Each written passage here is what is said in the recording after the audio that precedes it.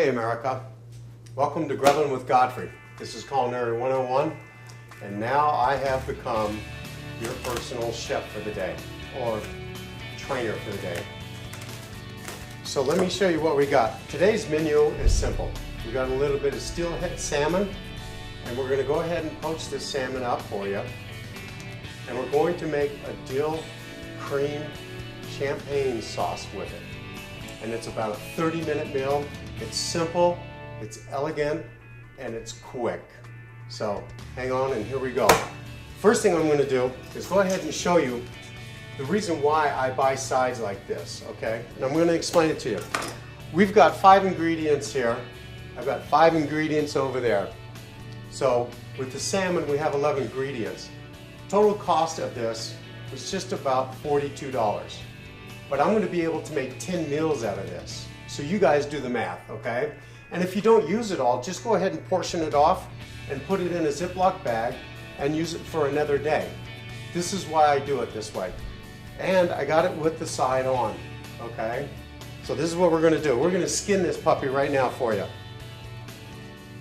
We're gonna save everything because we're gonna put it in the sauce. So we take that off and now you got a little bit of a till. We use a nice flexible knife like this, okay? And now you're going to go ahead and just trim this off. Just make it a nice straight line on the side. Grab it like this, hold it down with your fingers,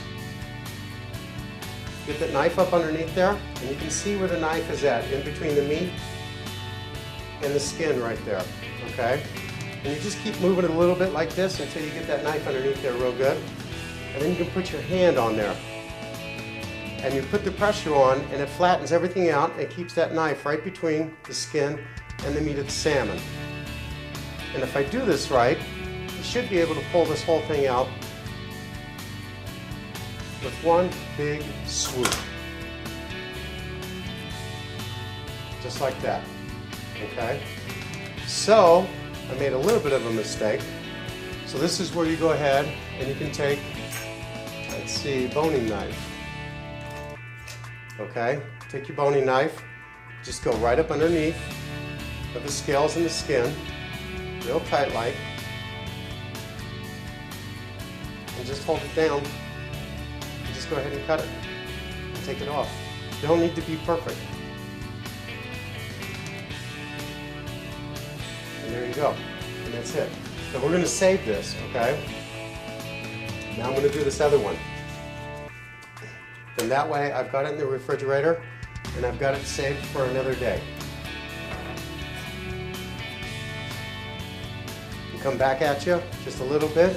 See how we left that on there, that little tag? Now we're going to go right back up underneath of it again.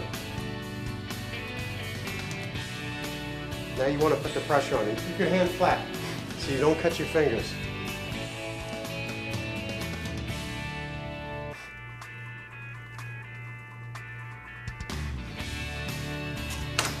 There you go. One whole piece. Real good. Okay, now we're going to go ahead and cut this.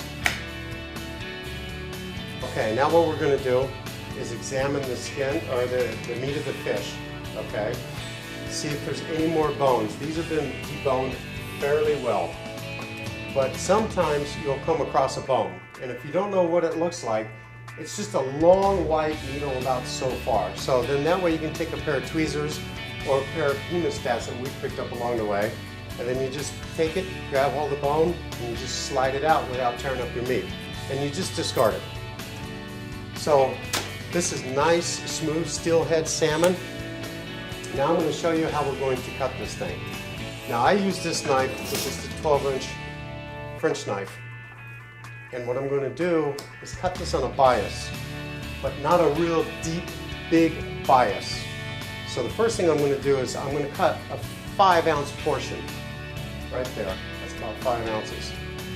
Now what I'm going to do is go ahead and go right up underneath of it that direction, because I need 3 pieces just like that.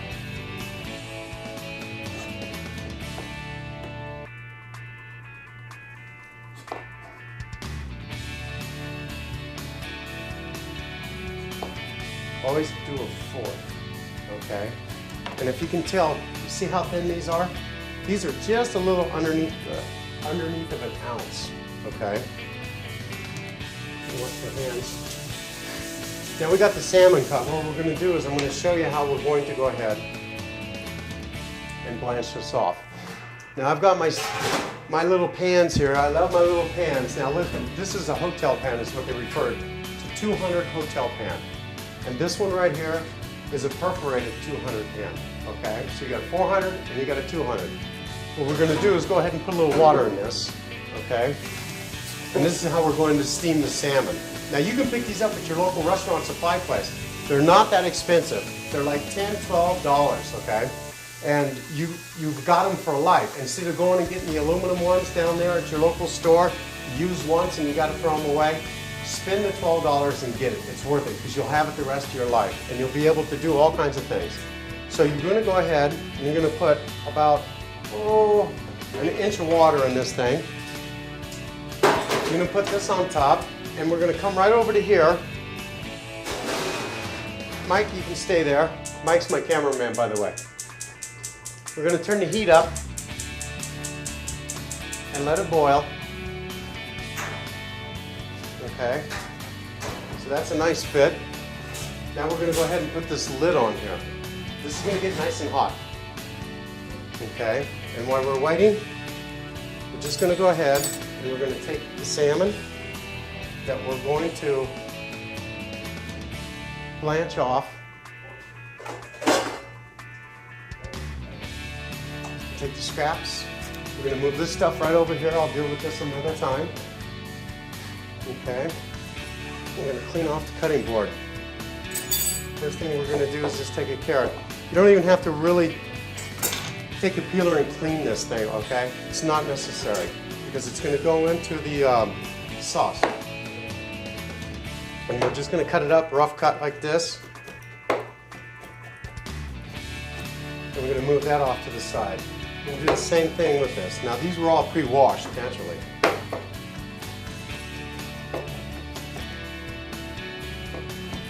All this will get strained after you make the sauce. Then we take our onion, we cut the ends of them off. I take the heel of my knife like this because it's just easy enough and it's just thin enough to go ahead and grab that skin and just peel it, just like that. That way you don't waste any onion. You don't take more off than you need. This is going to be really, really quick and easy. We'll take that. Not too much onion. That's about all you're going to need in this sauce.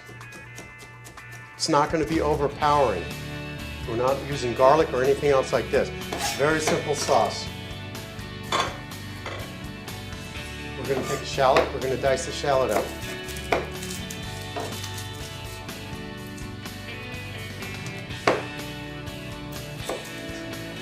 Once again, this one you don't have to because see, check it out.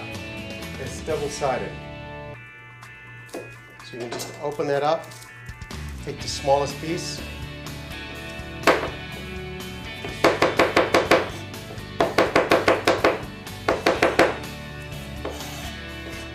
Okay, this is what you call a mirror paw or some shallots. Now we're going to go ahead and just take off a couple chunks of the dill, and we're just going to set that off right here to the side. Okay, now we're over here at the stove. Excuse me. Turn the heat up. Just put a little bit of oil in here, just enough to get the bottom of this thing wet, okay? Then we got our mirror pot right here with our vegetables and everything. Just gonna go ahead and put them in there. You hear them start to sizzle? Right away it starts to sizzle, okay? What we're going to do is just sweat these things down just a little bit, okay? Usually in a white cream sauce, you're just going to go ahead and sweat the vegetables down. And once they start getting down, then what we're going to do is take the extra fish and the skin that I just cut off and trimmed off, and we're going to go ahead and put it in here. Then we're going to add some white wine to it. And then we're just going to let that sweat for just a little bit. And then we're going to reduce it down. And then we're going to add a little bit of lemon to this. and then we're going to add some salt and pepper to taste, okay? And you don't want to put the dill in there too soon because actually you'll burn the flavor right out of the dill. So we're going to go ahead and do that at the last minute, okay? Because we're going to chop some dill over here. Once we go ahead and finish the sauce off and strain it, we're going to go ahead and add the garnish of some chopped dill into it to give it some background, some definition, some character. Okay, see how far it's reduced down? About halfway now. So we're doing really good. We're going to add the cream into that right now. And you're going to probably just want to go ahead and put a cup in there. Finish that off. Grab this with a whisk. Now cream you got to be very, very careful about, okay? Once you see it start coming to a boil, you want to shut it down to about a medium, to where you just start seeing the little bubbles around the edge. Because if you leave it at a hard boil, it's going to break on you and then you got to start all over. Or you're going to order out. As these men and women stand under our flag, mapping out their cross-country journey on their specially fitted bikes. They once stood under our flag, volunteering to defend our country. These amputees and disabled vets are part of the Wounded Warrior Soldier Ride to build awareness about our vets that paid a heavy price for our freedom. As they're ready to deploy on a ship or a plane to confront our enemies who attacked our country, the unknown awaits. Some return home to crowds, others are medevaced out to Walter Reed, preparing to undergo multiple operations, then fitted for prosthetics so they may live an active life. When I look at these men and women, I see a unified military community. Heroes. Join us at grubbinwithgodfrey.com. Click on to the Wounded Warrior Project logo and make a contribution. Become a hero